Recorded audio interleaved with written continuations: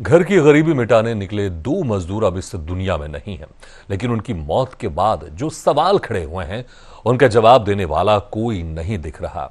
उत्तर प्रदेश के गाजियाबाद में काम करने गए छत्तीसगढ़ के दो मजदूर एक निर्माणाधीन साइट पर हुए हादसे में जान गंवा बैठे। कई दिन बीत गए, लेकिन परिवारों को ना न्याय मिला, ना मुआवजा और ना ही जिम्मेदारों के खिलाफ कोई ठोस कार्रवाई। देखिए ये खास रिपोर्ट।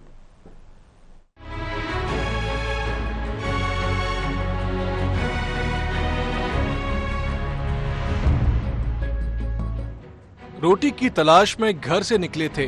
सपना था परिवार की जिंदगी बेहतर बनाने का, लेकिन गाजियाबाद से जो खबर आई उसने दो परिवारों की दुनिया ही उजाड़ दी। ग्राम मुड़ापार की दो मजदूर रोजगार की तलाश में उत्तर प्रदेश के गाजियाबाद पहुंचे थे। दोनों एक निजी कंपनी में निर्माण कार्य कर रहे थे और इसी दौरान निर्माण स्थल पर अचानक मलबा भर भरा कर गिर पड़ा और दोनों मजदूर उसकी चपेट में आ गए। दर्दनाक यह भी है कि मौत के बाद उनके परिवार आज भी न्याय के लिए भटक रहे हैं। परिजनों का आरोप है कि कंपनी प्रबंधन ने जिम्मेदारी से मुंह मोड़ लिया, न उचित मुआवजा मिला और न ही पीड़ित परिवारों को कोई ठोस सहायता।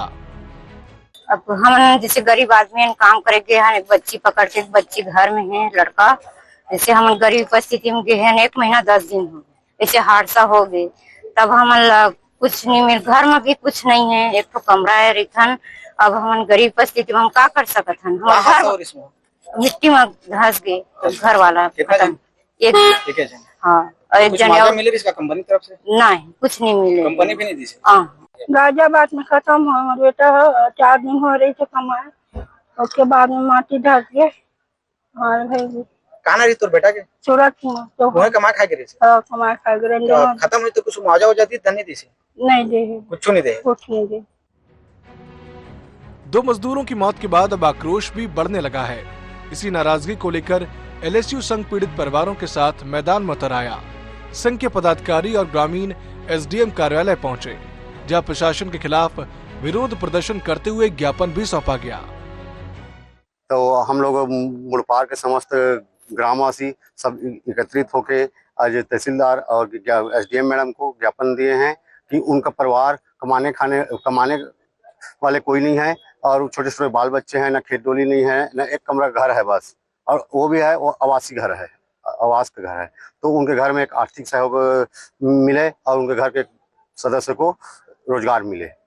देखिए, हम लोगों का ज्ञापन में साफ लिखा हुआ है कि पिछले दिनों जो गाजियाबाद में 2 मजदूरों की मौत हुई है, वहां पर एक्सीडेंट जो कंस्ट्रक्शन वर्क चल रहा था, उसमें इन मजदूरों के खिलाफ में वहां पर जो एफआईआर जो कंपनी उसके खिलाफ में सही ढंग से लिखा नहीं गया है।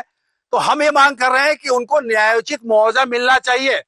न्यायोचित मुआवजा का मतलब है कम से कम 20-20 लाख रुपया उनको मिलना चाहिए।